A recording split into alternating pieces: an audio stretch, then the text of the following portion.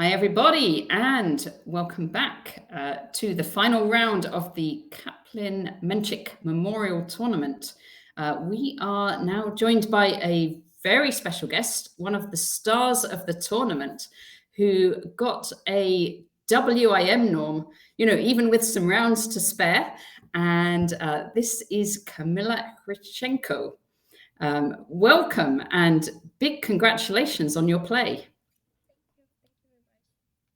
Hello, everyone. Yes, then we have Kamila, who is extremely best performance of the tournament. A big surprise for everyone because she started as a last seeded player of the tournament, 2037. And after yesterday rounds, she was actually on the place 1, which is incredible achievement. And it's not often happening when you can actually achieve score from the last place to get to the first place. Very well done, Kamila. Yeah. We are very proud of you. What's your tournament performance? Do you know what? We actually need to check what is current now. As soon as the round will finish, we want to check all the players' rating performance. But I need to say, after round, I believe 7, it was 23.98. My goodness! Wow, that is incredible. That's like IM level. Yes. She easily could do the title, I think, and that's probably will come very soon. Kamila now is living in England, and she is still under Ukrainian flag. Yes. But we're hoping to bring Kamila maybe soon for the 4NCL matches and get in the first division. Then, if any team is interested. Wonderful! This is really fantastic news. Very good, very big welcome, Kamila. Yeah. And so, is this your first tournament in England, or have you played some other?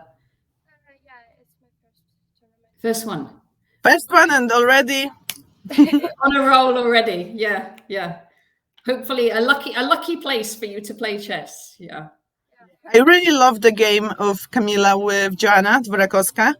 I think it was actually the best game of the tournament. Maybe later, if we have some time, we can bring that game on the screen, then we can have a look all together. It was really emotional and nice game, beautiful from the beginning till the end. Is Harriet around? We could do it. Harriet is here, just with us. Yeah. We can just get it up now. Yeah.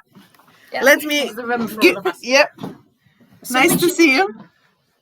Brilliant. Yeah. Thanks, Sarah. Sorry, I didn't mean to displace you. We swapped the places. That's all right. Yeah. What I'm going to do, I'm going to share my screen, and then Kamila, if you say what game you would like to have a look at, and I will, and if you know which round it's in as well, and I can find your game. So did you think your game against Joanna was your best game, or do you think your game against Katarzyna was better? Yeah, it was Katarzyna. It was really, because I think your game against Katarzyna was actually a better game. But I mean, obviously, it's beating Joanna is a great result, but I would say probably yeah, it was beautiful. I think it's 8 round. Yeah. Okay, so we're going to overrule Aga here, and because I can accept that.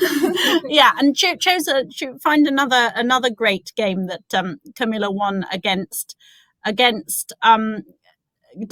Very good player. Yeah. Against. And you were black in this game as well. Yeah, Kamila. and I think and Katarzyna said as well that Kamila just kept incredibly cool, despite Kata's best attempts to attack her. Okay, I'm gonna let you guys do most of the talking here. So E4 by Kata. Okay, so you played a modern defence, yeah, Kamila, which I think was probably not a surprise to her. I mean, you'd played it also in other games this tournament, so I don't think I'm giving away any great secrets. I played it for really a lot of years. So Okay, and were you expecting Katarzyna's reaction? I saw that she played like structure, bishop c4 and then queen e2, something like that. So you mean she did something different than one? Okay, so she's played a very aggressive system, right, with an early f4. Yeah, f4. Yeah. Were you scared of that, or did you quite like to see that? No, I like it, and sometimes I play c5 after knight f3. because my opponent should know this line. But if she doesn't, it's really better for me, I think. But yeah, I played castle. Yeah. And she went bishop d3. And now you did c5. Okay, so this is some kind of Austrian attack. Yeah. White is playing here. d5. And knight a6. Queen e2. Queen e2, it's a bit mistake because, for example, for white, I like when they play castle and queen in e1, as in queen h4. I think it's better for white to play it like that. Okay. It's more aggressive, and yeah. So instead of queen e2, Natasha. Yeah. Okay, instead of queen e2. If white castles, and then with the idea of putting the queen on e1 and then swinging it over to the queen side on h4. Oh, this typical attack. Queen e1. This idea, yeah. Or an f5 and all this stuff, bishop h6 stuff. Yeah, or sometimes e5 ideas. So, yeah. Yeah. Okay, but she didn't do it. Yeah, so she went queen e2. Rook b8, castle. And okay, and so you're rerouting your knight to c7. You're going to go for Or yeah. Okay, I can hear some of this, but not all of it. So a4. If Kamila sit right near the computer as well. Yeah. Come a bit closer.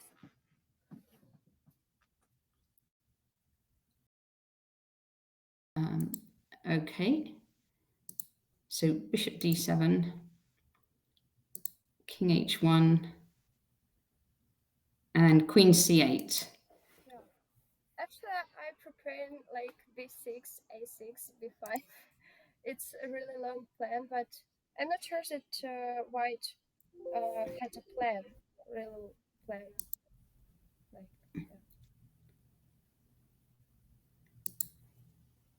I can see she spent a long time on her last move on king h1, so possibly she was also trying to work out, how to move forward in this position. Yeah. Because as Kamila says, if white doesn't actually, do anything, then although she has a lot of space at the moment, then black has a very clear plan on the queen side that actually there isn't really any way for white to hold up. So she has to get going herself over on the other side. Okay, and she starts that off with e5. Knight back. And knight g5.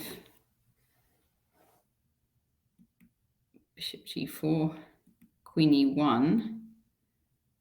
Okay, and you decided to kick away this knight with h6.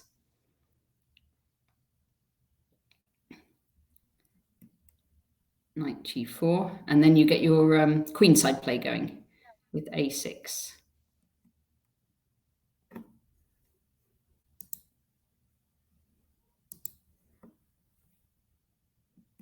Queen h4, b5.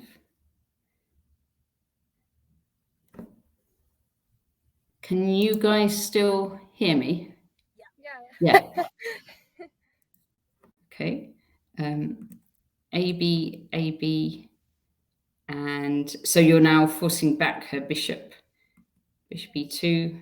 To be quite brave to play a position like this with black, don't you? Because if it's so aggressive and if it goes wrong, then then you'll be left suffering on the king side. But that's too interesting, I think, to have a position like that. So I mean, your e7 pawn is under attack already, isn't it? But your queenside player's just got there so far. Oh yeah. You kind of hear an f5, so you don't even need to worry about this. What if she? Oh, you're just hitting her knight, so she can't take on e7. Yeah, but I calculated some rank like queen e7, then fe, ed, knight d6, queen d6, and Yeah, but I Okay, I should have let's see some- that on the board. So Yeah, so if white just ignores that threat and takes on e7, Yeah. and black captures the knight on e4, Yeah. and now white captures on d6 With the pawn, with the pawn. Yeah, of it's course. protected by a knight. So yeah. So now white, I think what Kamila is saying is white is regaining the piece by force here, oh yeah, or maybe it's another just one rook line. f7, just rook f7. No. Yeah, I think I thought about it on another line. Okay, so maybe not in this. Maybe in this position, white can't do it Yeah. anyway because of just rook f7 and then recaptures on d6. Yeah. Yeah. Okay. Or in And knight that's- d5. Yeah. Yeah. So I mean, if queen takes Yeah, e4, maybe then it's knight another takes line, d6, and that's white doesn't have anything like enough for Yeah. the piece. Yeah. Fine. Doesn't have So she can't do that at all. So she, so f5, yeah, basically defends that e7 pawn by attacking this knight instead. So white took kind of en passant. I guess she can she also drop back to c3, or do you then just hit the knight with b4? If she'd gone knight c3 in that position. Knight c3 now. No. Instead of taking en passant.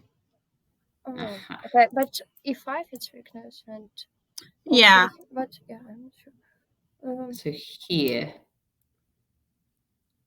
We're still threatening the e7 Yeah. pawn. yeah. But maybe black can just go b4 and then the d, yeah, And take on d5. and yeah. take on d5, exactly. Yeah. So I was confident that she take ef you were, yeah. because it should be like that. I mean, do you think she's worse here already, or do you Yeah. think Yeah. she is? Yeah. Okay. Yeah. Sure. Yeah. And you've already managed to exchange one pair of minor pieces, which Yeah. is always going to take the sting out of white's attack. So if we go back to and go back to the en passant line, jack Natasha. f5. Yeah. So en passant. Yeah. And takes. And then Kata played f5. Knight takes. So I guess there's a risk, if white doesn't play like this. I mean, this turned out very badly for Kata, but the thing is, if she doesn't do this, then these positions where you have a pawn on f4, actually, you really regret having this pawn on f4 because it just gets in the way of the bishop it makes the bishop on c1 very passive.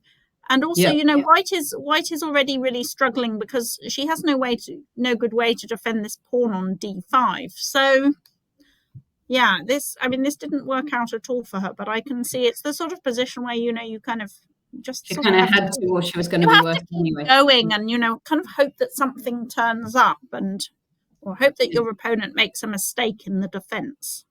Yeah. So she took on h6. And then Kamila took on f5.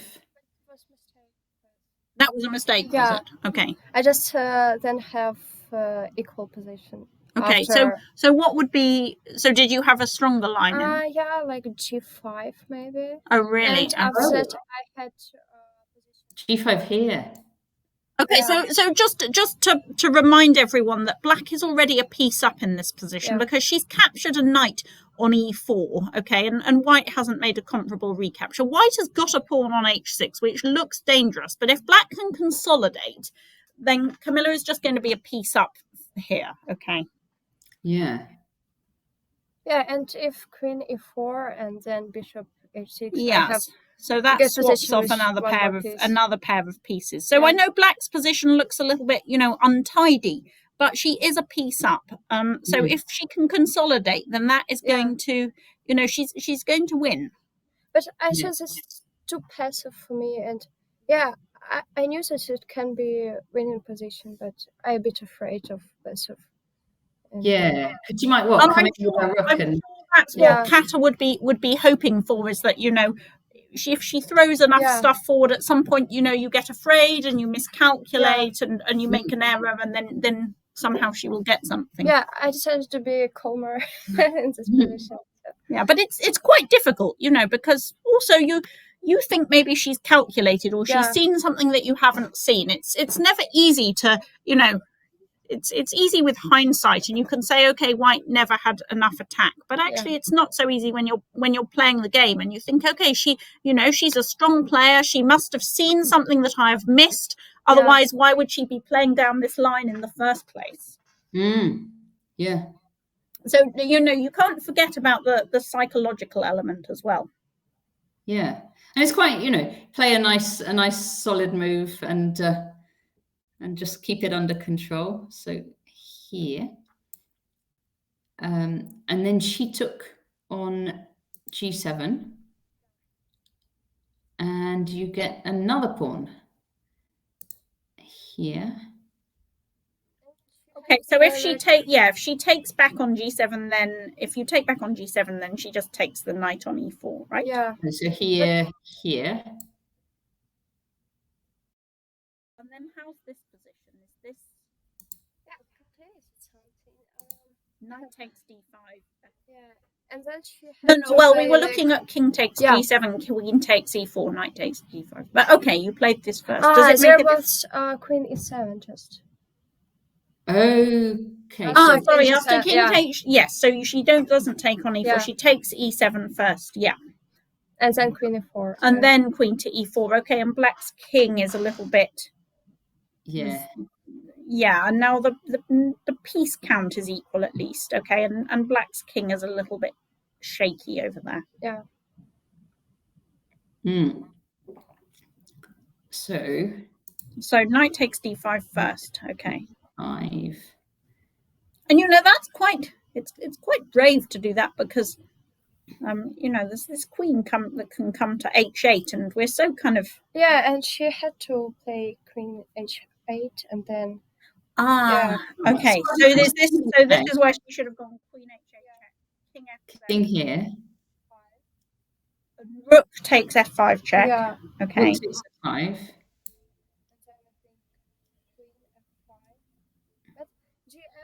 I saw that she can play like queen h6 after gf. Should she play queen h6 or queen to h7? Oh, sorry, queen h7. Yeah. Queen h7. Yeah, so if Kamila captures back that rook with the g pawn, then white will go queen h7. Okay, so threatening some discovered checks with the bishop. Yeah. So what? Queen g8? Quite dangerous. And then exactly so. Yeah, if queen to g8, which is the obvious kind of defensive move, then white gets to take the pawn on f5 with check. And then just queen f4. And then okay, and then we get back that knight on e4. Okay, and then again in this position, so we take that knight on e4, and now white has regained her piece, and again black's king is left. Yeah, it can be rook a7 and knight just or possibly rook a3 coming across to the it looks dangerous, doesn't it? Yeah. It's still not completely clear, because black has some defensive cover in the center, but it's it's nervous position.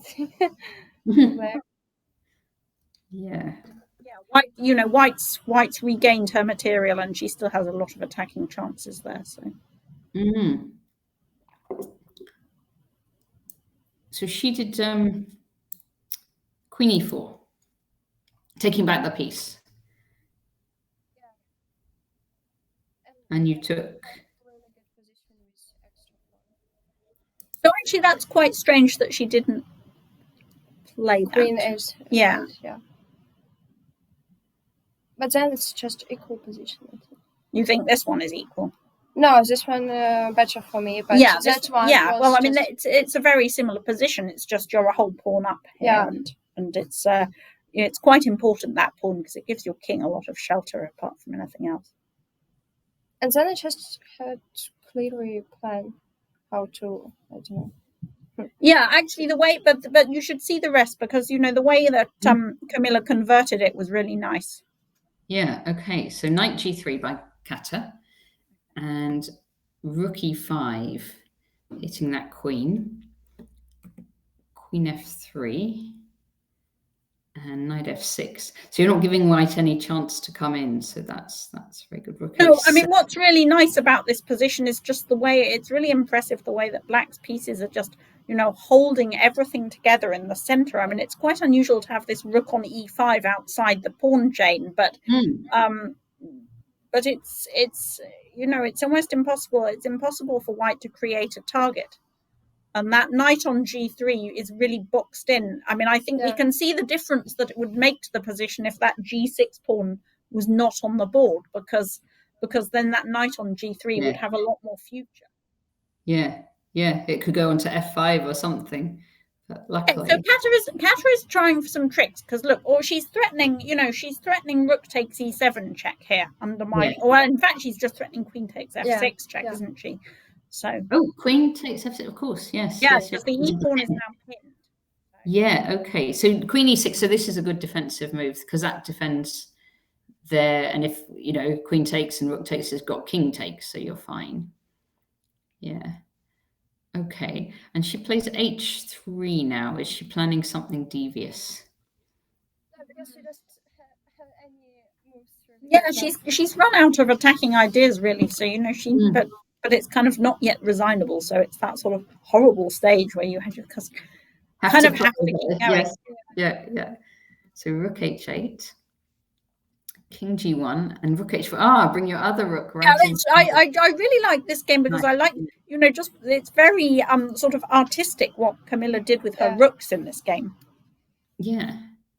Queen f2 and rook d4. And there they are, right in the middle. Look at the way these rooks have kind of organized, come round, swung round the back in front of the pawns. Yeah. Very pretty. And the queen as well, isn't it? They're just all working together. Yeah. Rook b7, b4, just stopping the c pawn, kind of pushing it. b3 she played. Yeah. I mean, the thing is, black has everything positionally as well as being having an extra pawn. It's a very depressing position as white. Rook a1 and queen e5, putting another piece onto the knight on g3.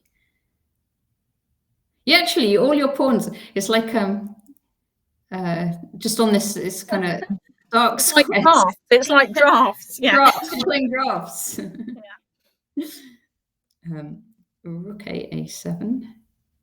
But you've got enough pieces. Okay, defend with the knight. Yeah, because you see now the rooks have left the f file, so white has no attack down the f file any longer. Yeah. Rook b8. Threatening queen f8 now. So rook f4. Yeah. Yeah, there's something just very geometric about the way these rooks kind of swing around. Yeah. Did she resign in this? I think she did. Yeah, right? She resigned. Yeah, because she's losing a piece. She's now losing the. Well, I think she's lost her queen. In fact, yeah. Rook e1 and rook. Yeah, yes, exactly. So, yeah. Very nice. What a nice final position with those kind of pawns lined up there, and you've got the rooks one side, and then you've got all of black pieces just on the other side, right in the center. Very good. Great. Oh, hi, Kenworthy. Hi, Caroline. Fantastic game there, Kamila. Okay, what do you think of the games today? Have you been following at all? Yes, a bit. I watched shoot against Kubova Alma. Yeah, this is the one that we haven't yet looked at in our commentary. I've just been in the tournament hall, so actually I know the deal here. But yeah, okay. It's end game, I think. Yeah. Should we have a little look at this one? We haven't seen this at all yet. Yeah, this was an extraordinary opening. Okay, so this is Lara against Anna Maria. So let's see how this all happened. E4, C6. Knight f3, d5, d3. Oh, I didn't even know this was a line against the Caro-Kann. I mean, this looks a really strange way to play. I mean, of course, there's the 2 knights against the Caro-Kann, where white would place 3 knights e3 in that position, which is very popular these days. Has come back into fashion with a lot of very strong players now trying this line. But I've simply never seen, and 2d3 with the idea of 3 knight d2 is also well known. But I've never seen this one before, and it looks very odd, because white is just offering to swap queens, get a more or less symmetrical pawn structure, and give up the right to castle, right on move 3. So it's an extraordinary seem like white could have an edge from this, does it? It's an extraordinary way to play for an advantage as white. It's it shows that nowadays actually people kind of play anything in chess and get away with it. Yeah, bishop e2, knight d7. So presumably it's a known line, though. It's not I guess so. I mean, I haven't checked on my database. I will check it soon. But yeah, I'm really surprised. Looks like she's swapping off. Sorry, Lara Novelty. Looks like she's swapping things off quickly. I just want to draw. I don't know. Yeah. No, I don't think she is. I would expect that Lara was playing to win this game. And though she can't win the tournament, then she's the higher rated player, and she's white, and she's also in much better form than her opponent this tournament. So I'm fairly sure she's not just kind of playing for equality. I suspect she's been trying to get Anna Maria out of theory, and just play, banking on the fact that she's a stronger player and she's playing better in general, and she's just going to try and outplay her. Yeah. I mean, I don't know. Maybe there was something to be said. It's very hard because here with black, you sort of feel that actually you ought to be able to do almost anything sensible and be okay, really, because objectively there's no reason not to. I mean, maybe so there's no ought to, but I mean, black could have also considered just exchanging bishop for knight on f3 and then going e5. Yeah. Just giving up the bishop pair and going e5 and shutting down white's bishop. The bishop's a little bit clumsy. Yeah, I mean, so after bishop e2, she could take. Knight takes. I mean, maybe even knight d7 first. I don't know. It's equal, I think. Yeah, of course. You're giving away the bishop pair, aren't you? And you're giving away the bishop pair, but generally speaking, that shouldn't. White has also given up the right to castle, so that shouldn't be so important in this kind of position. Okay.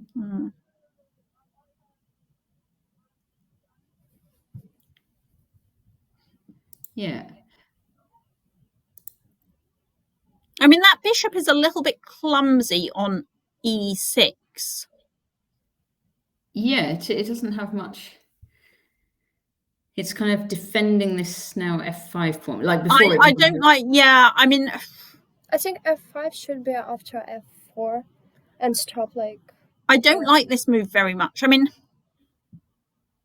it's not strange when you're without any develop on king's right and you play she's f5. kind of because structurally, and developmentally, there's no objective reason why black should have any problems in making an equal game, getting to an equal position in this opening. But I mean, so she's really, I think she's gifted Lara some things strategically here. I mean, just for example, I don't know what Lara played in this position. Okay, so she went knight to d2, yes?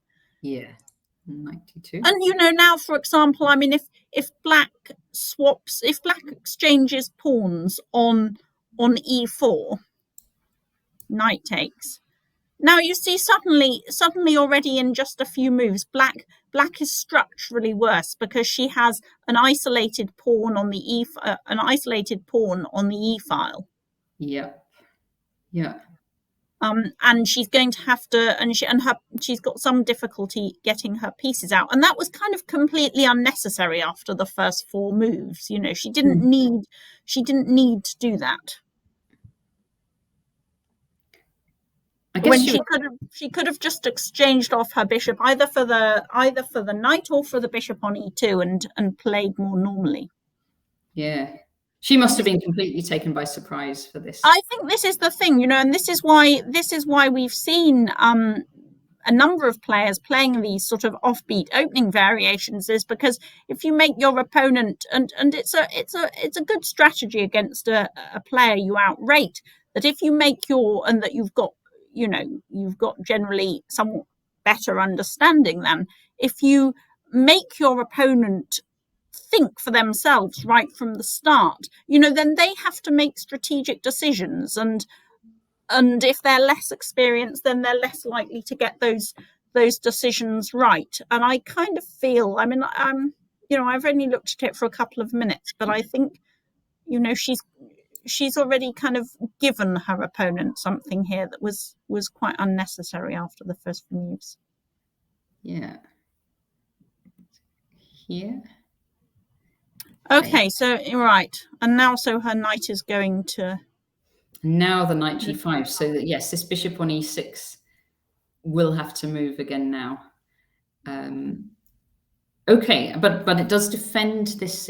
She defends the Okay, pawn. but now I guess is she going bishop to c4? And that's exactly where she wants. Exactly. Yeah. Black is a little bit weak on those light squares, and again that was completely not necessary after what we saw in the first 4 moves of this game.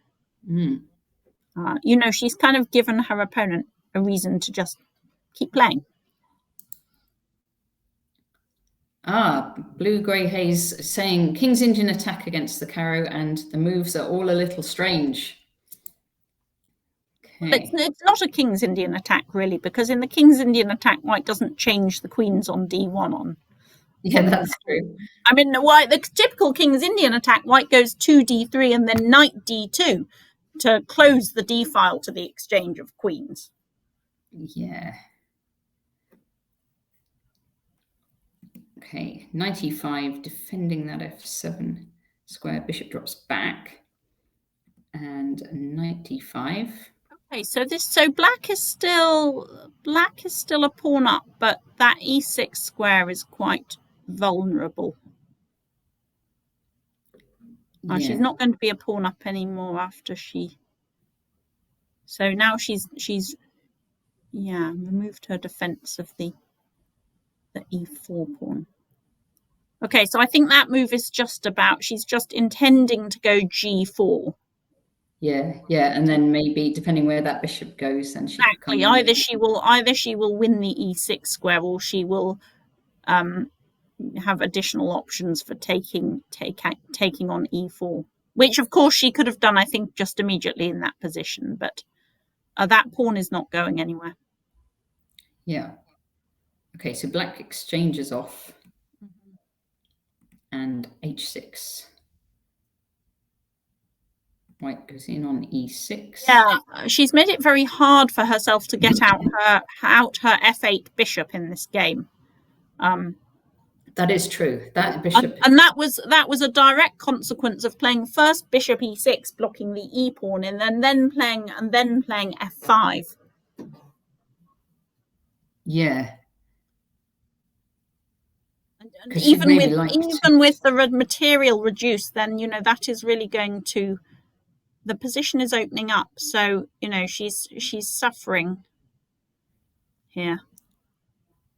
So King d7, of course, White does not go in and take on f8. No, White that would solve all Black's problems. That would solve the problems in an instant. Yeah. So White goes exactly the other way. But it's a basic rule of chess. Don't exchange your good pieces for your opponent's bad ones. Yeah. Basic principle. So Black plays King c7. And White now lines up on these 2 bishops on the f file. So Rook f1. Yeah, I think this creates more problems for Black than taking back on e4 immediately. Defends. Okay. Yeah, so there's a risk there's a risk she could. Okay, so she finally has opened a line for that bishop. But now there's a risk she's going to lose all those pawns, isn't there? Both the e pawns. Yeah. Yeah, I know. I think position open. Yeah. There's a risk she'll lose both the e6 pawn and e4 pawn and just suddenly be a pawn down. Yeah, and white straight away takes this e6 pawn. Takes. Okay, and now black finally does get out this bishop. So bishop to c5.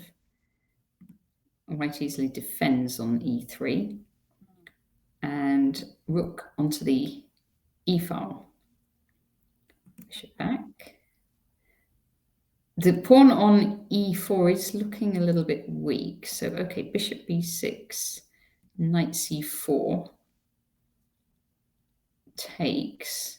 And white doesn't recapture straight away. What white does is throw in a bit of an annoying check there. So did she have something better than knight takes c4? Did you see?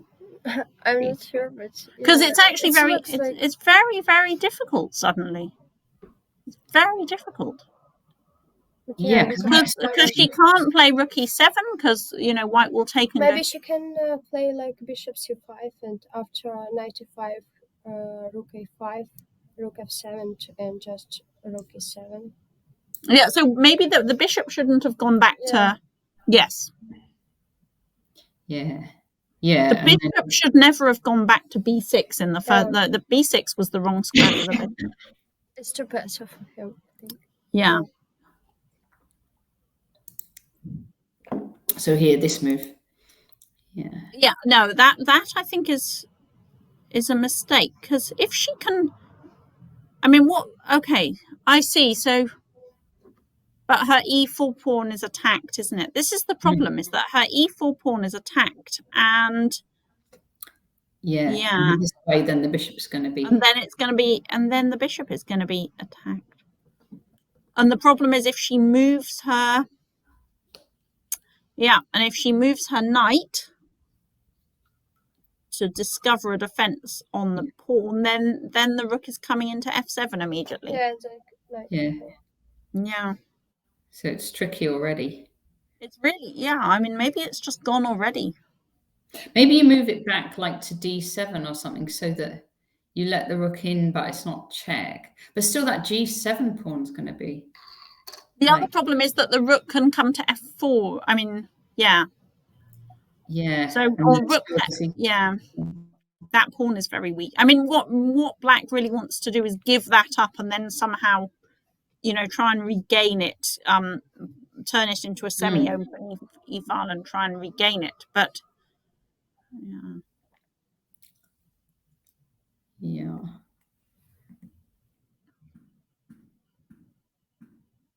So the king is forced out. Yeah, so I just saw this position and I think this is just completely gone for black. Because she has these two pawns forked on the 7th rank. Her e pawn is still weak. Her h6 pawn is going to be weak in a minute as well, and she has no counterplay whatsoever. White has no targets. But she has a little chance because of different colors. But because they have rook, it's so opposite bishops. Yeah. So this is a good point actually that Kamila has just made, is that sometimes people are mistakenly overconfident about that, the chances of drawing or holding this sort of position as the side with fewer pawns in this position because of the opposite color bishops. But when there are rooks on the board, then actually it's much easier to win these positions when you're a pawn up or 2 pawns up. And here it looks very close to being 2 pawns already. B7 is, her pieces are incredibly clumsy. She has no way to defend B7. And the h6 pawn and e4, they're all falling off. I mean, I can see Lara is down to little time on the clock, but I don't think that's going to matter. There's no danger here. It's so easy to play this position. White's not taking any risks here. It's just and it's astonishing that this e3 pawn that she's ended up with it's not a weakness at all. Black has no way to get in there. So bishop f6. Okay, so black's trying to get some. Okay, so she's trying to take off the b2 pawn. Okay. Yes. Yeah. So white takes on b7 and black does take on b2. And then white resumes this attack on the e4 pawn. So at the moment, what is it? 4 pawns against 5. So at the moment it's +1 for white. Yeah, but that looks like it's about to turn into +2. Yes. Yeah. So bishop white C1. has, and I mean, you know, she can't even move the rook because the a7 pawn is hanging. True. And h6 is still looking very weak to me. Okay, so the tally is now 2 pawns to white, and still the black pawns look weaker. Yeah. Rook d8. Okay, so she's trying to get in on d2. b4. Yeah. Here, forking 2 pawns. c5. Rook e4 check. King up. Bishop c4. I think she's maybe going to close off this d-file. Check. Oh, she does it nicely. Closes off the d-file. Yeah. And then she's going to go after the h6 pawn again. And now she's going to have her bishop outside the pawns. So there we go. Now, how many are we now? We're 3. 3 pawns. Yeah. King a3. But maybe black will get one back. Rook a6. I don't think so. You don't think so, Harriet? a4. Bishop c6. No, you're well, okay, the rook is coming into d2. But it's all going to be, you know, too little, too late, really. Yes. King takes, bishop takes. There goes another pawn, and black is down to just 1 pawn left. Yeah. I mean, honestly, you know, this is the sort of position. It's just you're trying to decide when to resign, really. Because Yeah. Because there's 2 pass pawns right over there on the king side. And I mean, when you're so many pawns up, then opposite colored bishops without the rooks will be easily winning as well. Yeah. Actually, no, she hasn't resigned yet. This is the live position. Okay, but she could resign. It wouldn't be unreasonable. It's just sort of going through the motions until. Yeah, I mean so it really worked there for Lara to take her opponent out of theory, because Anna Marie made some very dubious strategic decisions in the you know, when she had to think for herself at the beginning there, that were really not necessary. You know, it should be, but it's like you have to decide what to do, and you know, she made things over complicated, really. Yeah. Now we've got the chat is telling us that Joanna is now outplaying Lan Yao. So we better. Now this is interesting, because when I went into the commentary, into the playing hall a few minutes ago, actually, when I looked at the position on the board, I was a bit more. I think I'd been quite pessimistic about Joanna's position, and when I looked at it, we got to this position, and when I looked at it in person, then it somehow didn't feel. It didn't feel so negative for Joanna to me. You know, sometimes you get caught in this narrative. Yeah.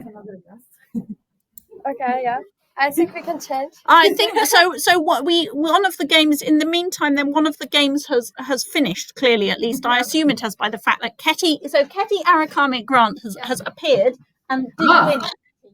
I think So congratulations to Ketty, who's won her last round game, which we were following earlier against Teja Vidic, and that is not a surprise to me from the position that I saw about. Right. I was going to say 15 minutes. Good afternoon, Ketty. How are you? I'm good, thank you. Yeah, I'm just still in the game, I guess. I'm not sure where I am at the moment. Right. Okay. So this is your game. So we saw some of it. Where did we see it? Actually, Natasha, this one was the other way round. When I looked at this one in person, then I thought, no, actually, this was hopeless for Teja. Yes, this bishop c2. This was a nice move, wasn't it? Yeah, just kind of lining up against the king and maybe planning h4 or Yeah, that's right. Actually, the main idea was to stop queen f5. Somehow I thought that queen f5 would. I got something right. That was what I said. Is that what you said? I did say that was why you played bishop to c2, yes. Yeah, because bishop b3 kind of more solid, I guess. Yeah, but actually, what's it doing queen there? f5, and then I was not entirely sure. I just did not want it to allow any activity. Yeah. But I also thought it would make her quite worried because, she has to think, oh God, are you going to go h4 and h5? And that's quite alarming for black. Yes, that's, I guess, always the part of the plan. I suppose she could have gone king h8. Maybe that was a little bit... yeah, but still, there are still sometimes you can think about going, depending on how quickly she does it, even if you go h4. Not here, actually. No, not here, because she might go h5, the earlier. So I think, is it previous move that she played king h7? So maybe king h8. Just putting things on the okay. Yeah. So getting out of the check on e7, but not. Yes. But putting. Okay. So king h7 was just the previous move. Yeah. But it's kind of quite hard to anticipate. I think that it's going to become sensitive on this diagonal because it seems quite kind of solid. Well, if it's a position with the opposite color bishops, just try to put all your pieces on the color of your bishop. I think, to make it kind of safer. And this sounds like Soviet school of chess training to me. No idea. It's just I made it up over the board today. No idea. I just thought, if she played king h8, then bishop c2 would not have been possible because the knight d5 is actually. Okay. So I see what you mean. It cuts out these tactics that we were looking at. Yeah, because white. And that was quite important. Yeah. And then then she maybe can get queen f5 in.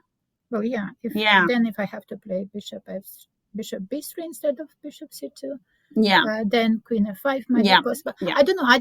I'm not sure about whether all the tactics are working. That was just my feeling during the game.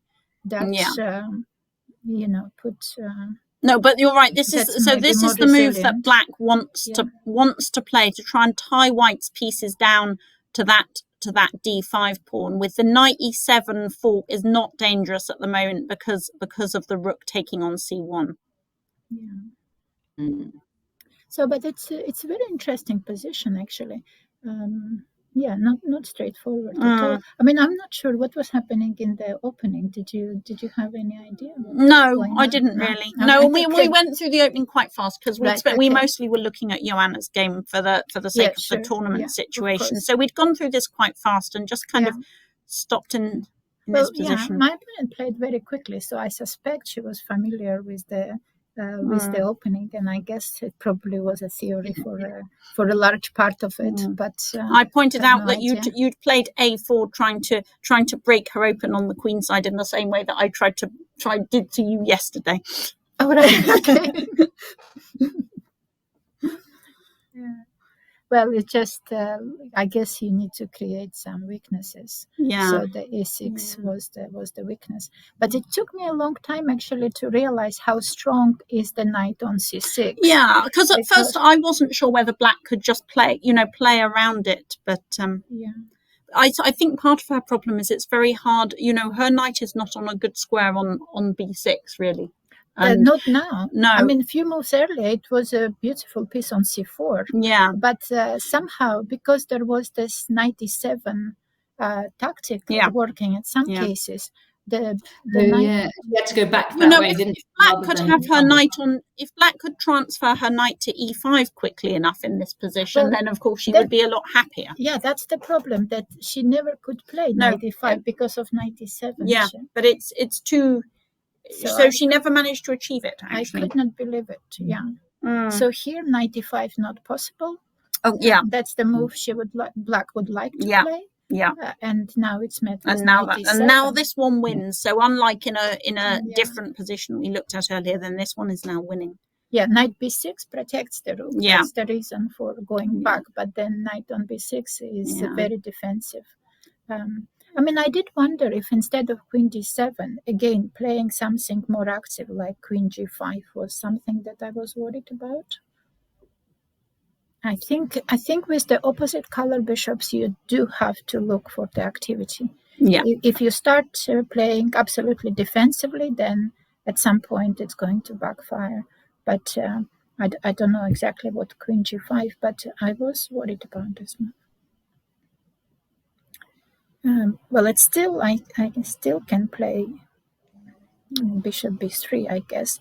But I mean, here maybe, there you are know, lots she of was things. worried about something like f4, but you really Yeah. don't want to be, But you know, you don't f4 want to be weakening my exactly. king. Yeah. Yeah, And then so suddenly her that's- bishop becomes much more Yeah. dangerous. Yeah, so it's not like I'm winning anything by No, playing because she f4, can and drop I back to queen f6 Exactly. or somewhere, and then your Yeah. open diagonals and your f4 pawn are just going to become a liability, aren't they? Yeah, exactly. And I mean, So- knight e3 is already is a little bit annoying. Yeah, no. No, I mean, I F4 know you looks- wouldn't have played it, but it's yeah. the sort of reason why It's the idea. she might have just thought, oh, you know, I don't want to risk this, and then ended up making a more passive move.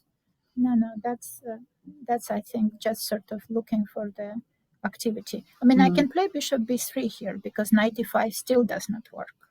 Yeah. But you wouldn't believe it. I was calculating, knight e5, knight e7, yeah. Yeah. Though actually, do you have f4 in that position? Well, I might do, yeah. Although still not entirely sure. I was calculating some very crazy ideas of black giving the rook and somehow the dark squares. You know, she's getting counterplay. Yeah. I don't know. That was, but no. I think 95, 97 works. Yeah. But what I was calculating is. I don't know. Did I calculate knight b2 somehow? But then knight e7 anyway. No, it's the same, yeah. But I was knight e7. Can she go king h7 in that position? yeah. This is this is what I was looking for. It was really scary. So yeah. So then I think I rejected that. Yeah, because now it's white is losing. Now white is losing. Yeah. So queen c2 and then knight d3. That was what I was looking at. And then knight e7 now also does not work because You've gone quiet, Ketty, I think. yeah, I'm just trying to work it out. This is, when you're really scared over the board and you do all the great moves for your opponent. That's not a good idea. So can she just go king h7 again here? Yeah, so king h7, and here I'm winning something, but queen. I thought I was winning something. Maybe I'm not even winning. So it's important that black takes this rook with the queen, because otherwise they'll get checkmated on g8. So, but queen takes c1 and then recapturing with the... Yeah, and this is not obvious that it is winning, right? And the ending is not... No, that's not at all. I mean, because she can secure her d6 pawn with the bishop. Yeah, I don't think that's winning or even necessarily better. Yeah, and this knight b2, knight d3 maneuver really sort of... And then, if I don't play knight d7, then knight goes to f4.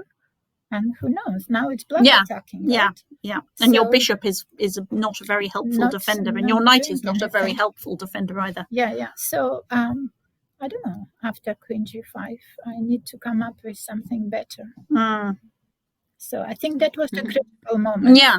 I think that was the critical moment. So I'd be prepared to bet she was worried about f4. One of the things I was saying earlier in this game is that when you're, as Taya has had, she's had a bad tournament, she's had some tactical blunders, and in that sort of situation, when you've lost a lot of games and made some tactical blunders, you become very nervous about your own calculating ability. You lose confidence in yourself to not make a further tactical blunder. Yeah, so that's. I think. But then I was really struck when I went back into the tournament hall, because it wasn't so obvious to me that Ketty was vastly better in the last position we looked at. But then actually when I went back into the tournament hall, I thought, no, this is completely over. What was the last position? So here, so queen e2. Okay, so I don't think Yeah, Queen yeah. E2 somehow was important. And now, I mean, you know, black has rerouted her knight, but look how passive it is. And I thought, no, this is going to be a disaster. And then you bring the queen in. Again, with the opposite color bishops, whichever side is attacking usually has the upper hand. Yeah. Almost attacking with the extra piece. Yeah. That this bishop on g7 is actually not hugely relevant to things. Well, at the moment, yeah, but if one mistake from then my your side, h4 comes in. I wondered if she should go. Could she have gone queen d6 in that position, or is then you go queen e7? Queen b6, h5. No. Instead of rook c7, instead of rook c7. Okay. Yeah, I wondered if if she should try and to change the knights and put her bishop on d4. I mean, it's not very inspiring. I think it probably will. Yeah. I mean, pawn on f7 is also. Yeah, exactly. In some positions you have like queen to e7 or queen to f4. You do need to put rook on c7 sooner or Okay. later. No, from now on I did not see any improvement for white. For black, sorry. I think that was kind of, all the white pieces on the light squares. Oh dear, and that, yeah. Yeah, maybe just instead of f5, h5 should have played better, right? Yeah. There are ideas with g4 and h5 in this case, so. Yeah. Black is trying to create a fortress. Yeah, but it's not as rock solid on the king side as it looks. Yeah, here I kind of thought of the idea of rerouting the bishop on f3, so that one piece is occupied with defending the c6 pawn, and then I have two major pieces that are free to actually enter the black's position on the king side, and now it's kind of a bit of a model of an attack, with opposite color bishops. Takes. Oh dear. Takes again. Yeah. Nope. Well done, checkmate. That was a nice like conversion from where we had it, where we weren't really sure up until this. Okay, so Natasha, it's 2 minutes to 6, and which basically, I mean, I know there's no time control here as such, but I would guess that things are getting either something has probably happened in the Joanna Dvorkovska against Lan Yao game, and we had a comment from one of our viewers some time ago saying that Joanna was now outplaying Lan Yao. So let's see if this assessment is correct. Queen e4, knight b8, queen takes, rook takes. So the queens have come off. Rook b1. Okay, so now that knight has not ended up on a terribly happy circuit. Yeah, and now white. Yeah. Oh, is that rook coming into b7? Is it? No. Knight c6 first. Okay. And rook b3. Okay, so now the a7 pawn is hit. Yeah. 5 takes, g4, g5, bishop back, king h7, king f1, bishop here, and the rook does come in on b7. Okay, so black's got the d3 pawn.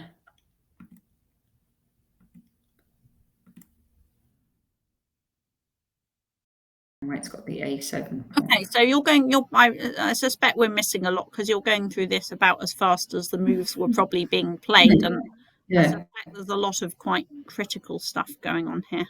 The c pawn cannot suddenly advance. Doesn't come to anything.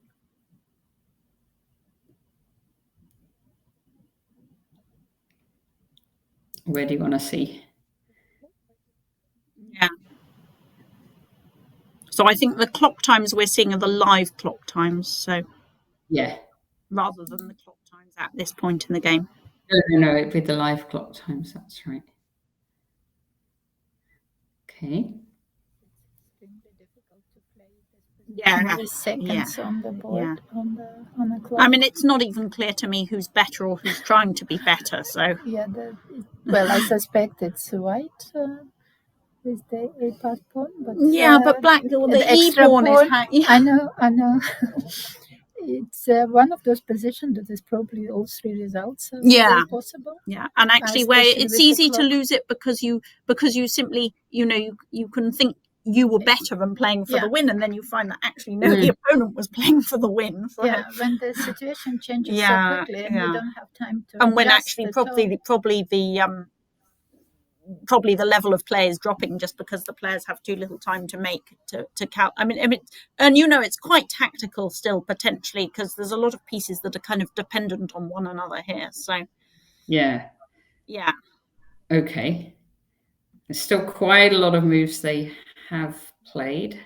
Right. Position will be completely different now on the board, I suspect.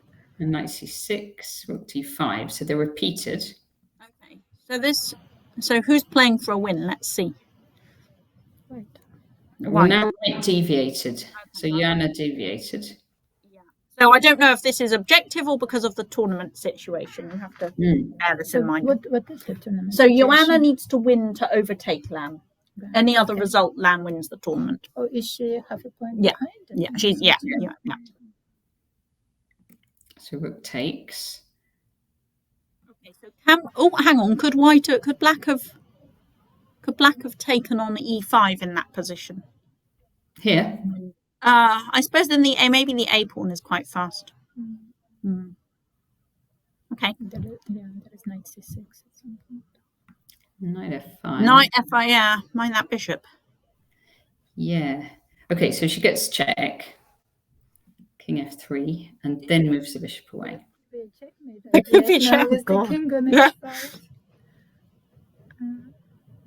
Just need knight g3 check. Oh, knight g3 check would be not nice for black. So rook c6, rook a3 check, e8, e6, f6, e7. Oh no! There goes a piece. There goes a piece. Takes here. Knight f5. Is this all over then? King g4. Knight e3 check. King here. Knight d5. Rook a3. Knight f6 check. Takes. Okay. Oh goodness. We're not going to get rook and bishop against rook, are we? No, I don't think there's any way those pawns are getting exchange. F2 pawn is forever. Yeah. Rook a4. And now King g4, bishop c3, king f5, g4. And this is where we're at. So we have to conclude white should win this game. It's not quite. We can't cover it. So what should we? Yeah. What should we do? Probably we should do king to f4. Yes. King f4. King f4. And just winning the. And then put our bishop on d4. We better not put our bishop on. If the rook moves, we'll go put our bishop on. If rook a2, bishop to d4. Because, White is actually threatening something now. Yeah. Rook g4. So rook g5 is a threat. Rook g5. Actually, bishop e5.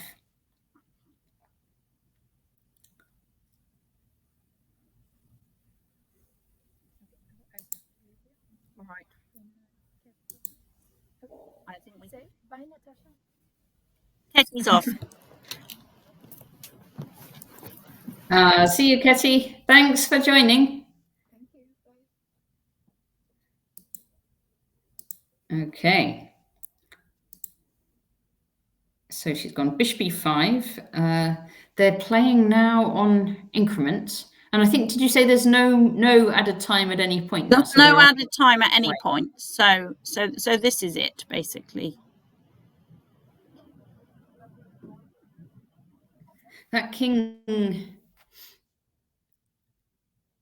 yeah, could. But I mean, now she can just go. Can she just go king to d4 and then bishop back to g3 to hold the pawn, or even bishop to g3 immediately. Right, and then take. And I think that's, Yep. Yeah. She's done it.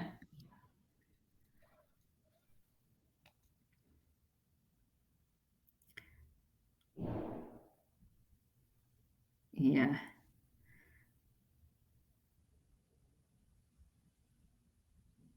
So it's not. So she's just going to follow up with king. No, she's just going to follow up with king to d4. Yeah.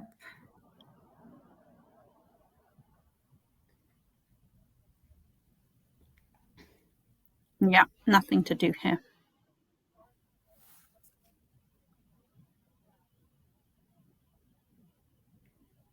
So rook a3 checks, so king d4 we're expecting. Okay, so she's probably just, yeah.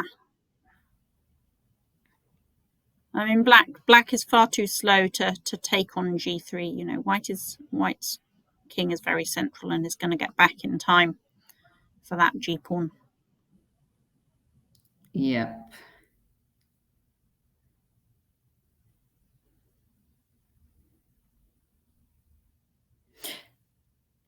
Yeah, so that went that turned around in a time. Yeah, I mean, I don't know if it really turned around, because there wasn't, you know, a moment at which we thought that Lan was winning this game. I mean, my feeling was that it all got very random in that position about maybe 15 moves ago or so.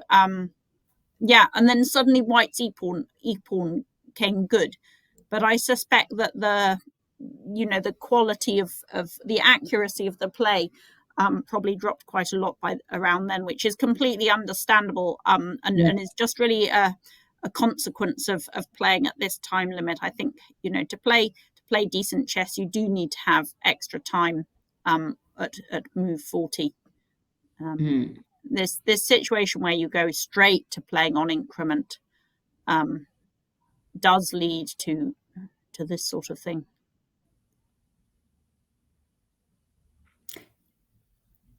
So I guess it's going to be. And now, so she's just going to round up that g pawn as well. Yeah. Absolutely nothing that black can do about that.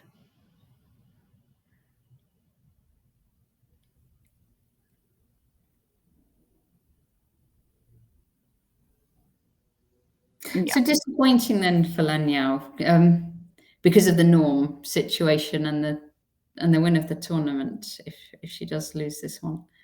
Yeah, of course. So what? King to e3 now, and then king to f4 if necessary. Oh, she's doing it a different way. It will come to the same thing.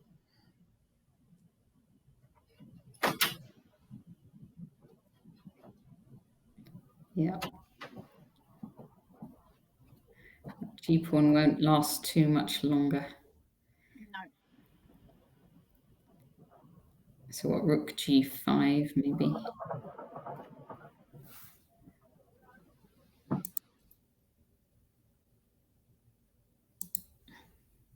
Disappointing, but I mean, also there's no sense that, you know, she threw this one away. I mean, Joanna Dorokovska was in a position where she had to play for the win in this game. In a sense, she didn't have much to lose, and she didn't seem to get a great position out of the opening, but she just had to keep going, and that is what's happening, is that these games have become very unpredictable in the later stages, and we've seen that in a lot of games. That all sorts of games, the results could have been different in, but the clock has played a factor. And I think, she didn't miss a clear winning opportunity or a clear drawing opportunity, and yeah. And I mean, black against Dvorokhovska in the last round was always going to be needing a win, was always going to be, a challenging pairing. So for sure.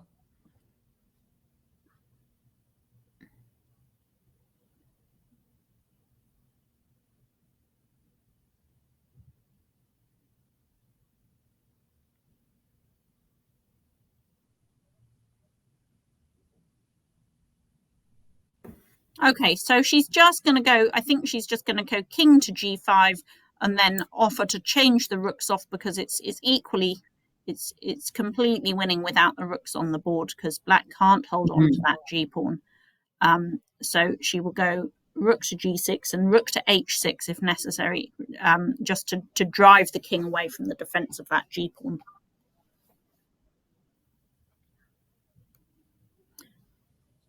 Perhaps, I don't know, perhaps when this one finishes, I mean, without wanting to detract at all from Joanna's fantastic achievement in winning the tournament, then it might be nice to show how things could have been very, very different, and that there really was not much difference between the top of this tournament and the bottom. There is one position from the game between Teja Vidic and Joanna Dvorokhovska from a couple of rounds ago. Let's do it now, because I'm going to need to stop quite soon. I think it's pretty clear cut what's happening there. I think this was a round 7 game. Yeah, here we go. So this is it. And this just shows you actually that, despite the scores, there was really not so much difference between the top of, the player who finished at the top of the tournament and the player who finished at the bottom. And this could have gone either way. So we won't go through the whole game, but if we just go back, this is the final position, which is obviously checkmate. But if we just go back to further, about 5 moves beyond the top of where you've scrolled to. So let's see the position after h4, after 23 h4.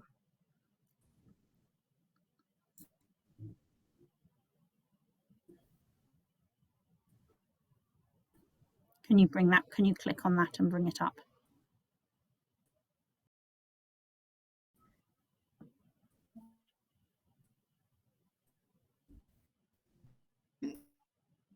Is it not working? Say it again. Connection's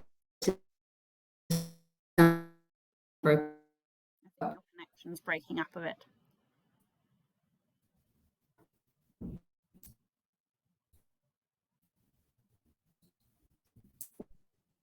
Which position to broke up? What did you see? Can we get the position after 23? After 23 h4, if we can get that position on 23. Yeah. Okay. So actually, Teja had really outplayed Joanna in this game. White's knight is offside on a5, and black has a great kingside attack. Okay, we're struggling a bit with communication, but never mind. Let's press on. Okay, I'll show you one thing. So Teja went queen e4 in this position.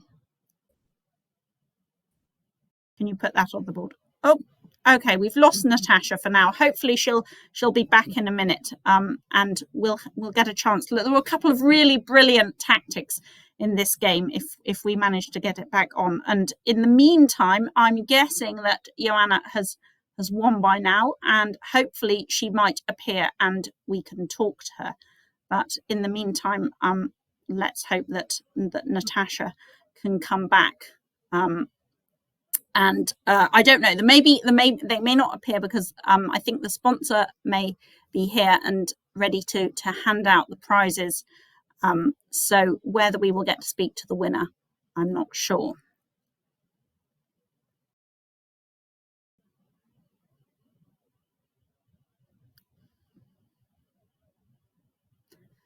So for any viewers who are wondering why I'm commentating today rather than playing, then there was a clash between the last 2 rounds of this tournament and the last 2 rounds of the 4NCL, the National Chess League, in the Midlands this weekend. So 2 of the English players in the tournament needed to play their last round games early so they could leave for that competition.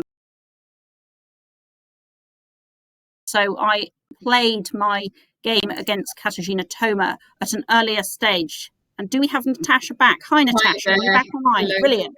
Okay. Hello. Hi there. Okay, I think we should probably wrap up pretty soon because I think my internet's maybe struggling. Okay. Fine. Do you think we might get So I was just Joanna wondering whether we Lanyard might to get join us? Joanna, but they may be having a prize giving. I can go and see if you like. Okay. Shall I go and see? Yeah. Okay. So in the meantime, You can go and see, but it might be. Go and see. Okay. Fine. So in this position, we've got. Let's see what happened here. So White eventually won this game, but I'm going to put the computer back on so we can just see. They're still going. They're still going. So it's actually yeah, they're still playing. So in the meantime, let's if your internet will manage to play King H2 on the board, will it manage that, Natasha? Or can it not cope with any more moves? King H2. King H2. King H2, and I put the computer back on just so we could see. You see the evaluation, and so I spotted this because I was watching this game because I'd already finished my game, and Black has an absolutely brilliant tactic here. Black can play Queen takes pawn on E5. And this is what.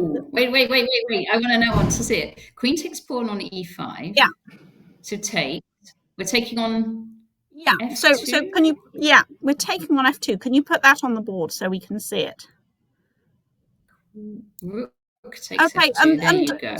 So the rook is hitting that pawn on G2, supported by the bishop, and White is almost has no way of defending it because of this pin on the second rank. Well, there are pins in both directions. That rook is pinning in both directions on the second rank, and this is really hampering White. So, for example, rook to G1 in this position.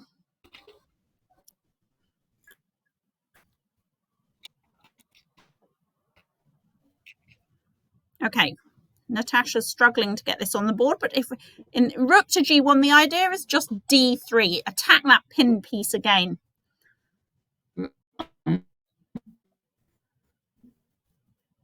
Yeah. D3.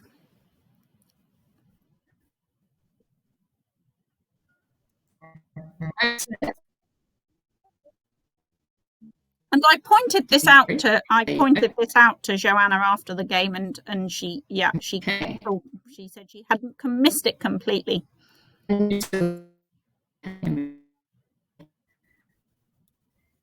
Yeah.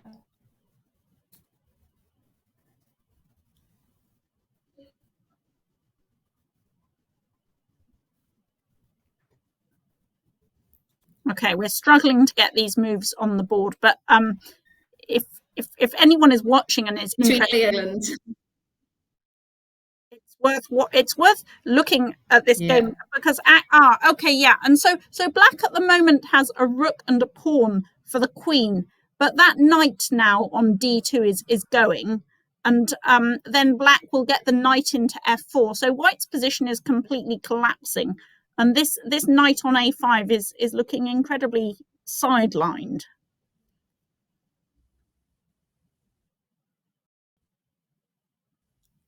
Yeah. So this would have been an incredible thing to find. Queen takes E5.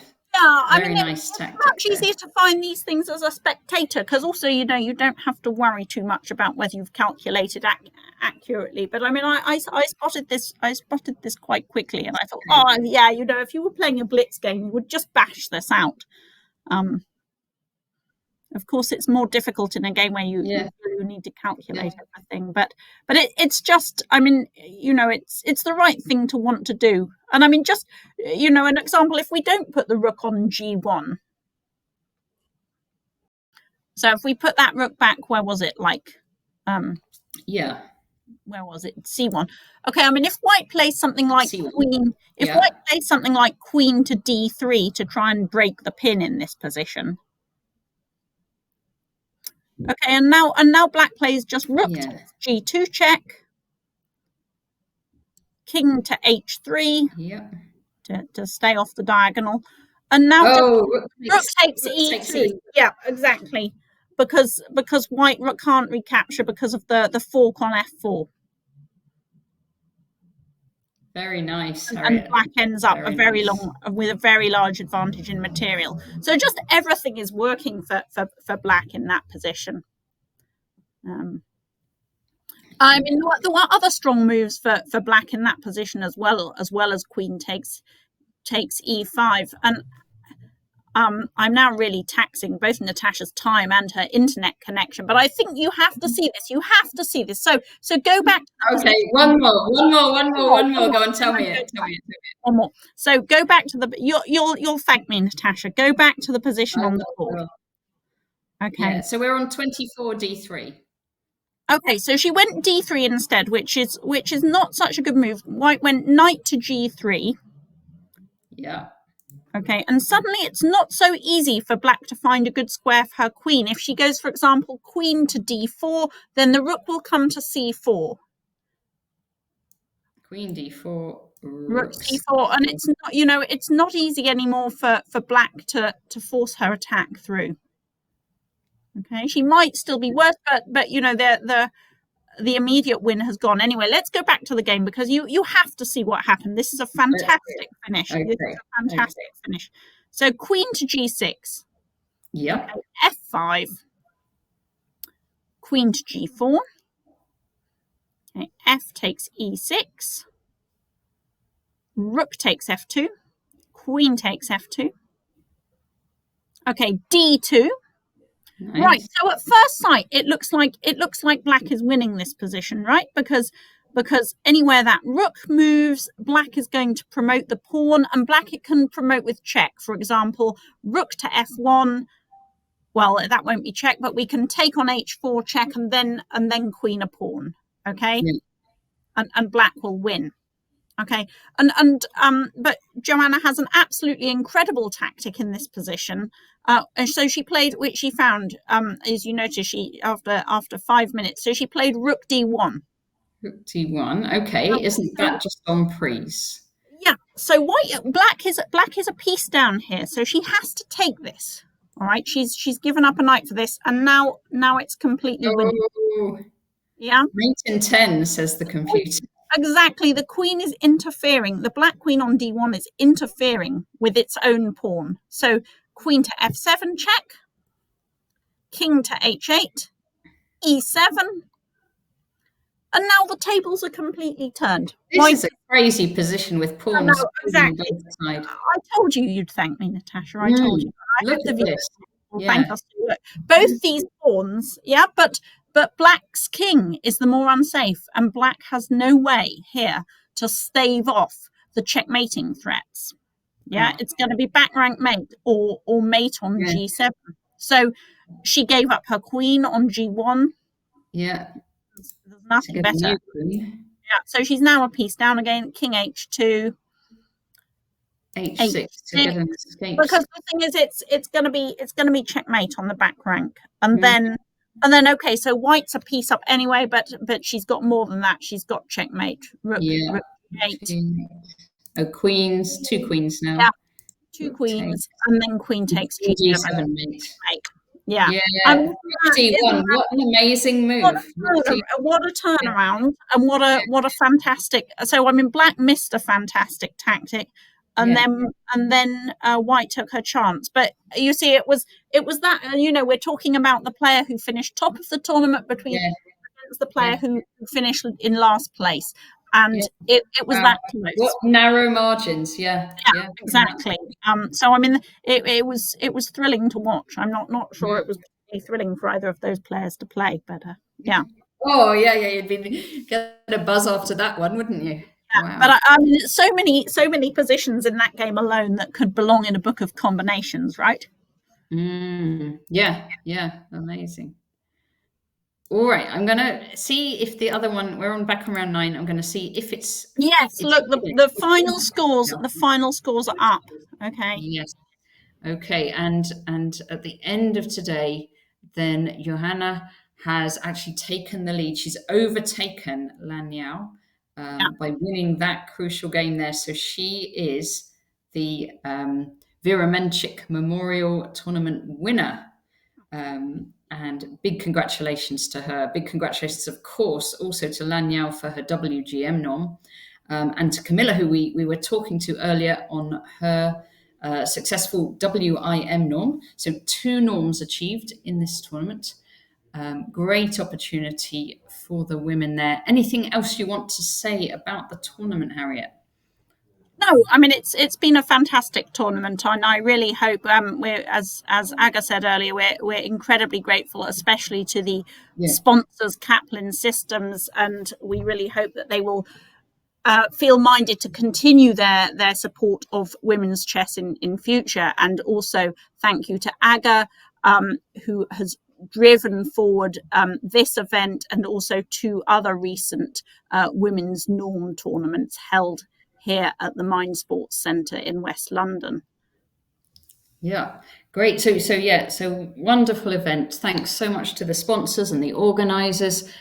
Great to see so many women playing in really what's going to be a tough tournament. I mean, I would find that a tough 9-round tournament there. Have we got someone coming? No. Okay. So brilliant. Thanks everybody also very much for watching. Thanks Harriet, of course, for commentating. Really wonderful to hear from the players. And it was lovely actually to see some of the players on the stream today, Kamila, and thanks to Ketty as well. Thanks all very much. And your fans are saying great to see Harriet back in chess. So a very popular figure is Harriet in the English chess scene. Thanks very much. Well, I wish I'd finished a little higher up in the tournament, but what can you do? Next time. There's always next time. Next time, yeah. All righty. Okay, so we're going to wrap up now. Thanks everyone very much for watching.